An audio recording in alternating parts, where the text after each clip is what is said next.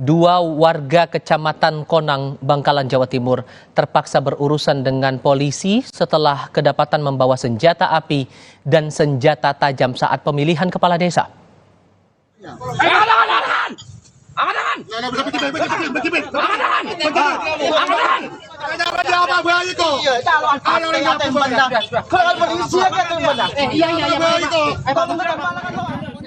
Video amatir yang Anda saksikan ini, saudara, menunjukkan detik-detik pelaku ditangkap polisi sesaat selepas proses pemilihan kepala desa.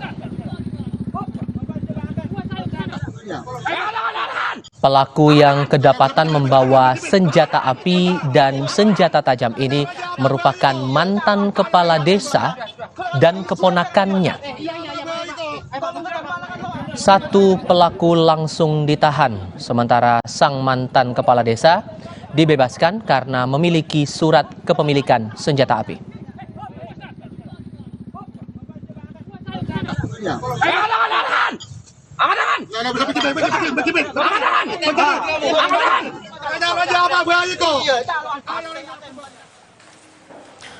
Polisi menyebut keduanya mengaku kerap membawa senjata api dan senjata tajam dengan alasan untuk menjaga diri.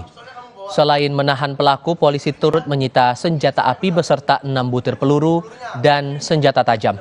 Sebelumnya kericuhan sempat terjadi saat pemilihan kepala desa Durin Barat di Kecamatan Konang, Bangkalan.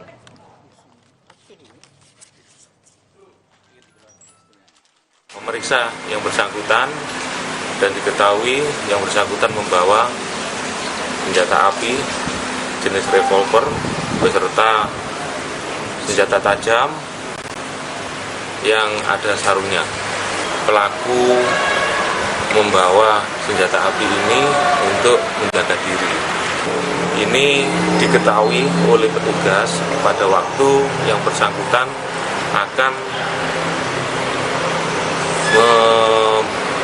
melaksanakan pencoblosan. Diketahui oleh petugas, kemudian diperiksa dan diketemukan dari balik bajunya itu membawa senjata api dan senjata tajam.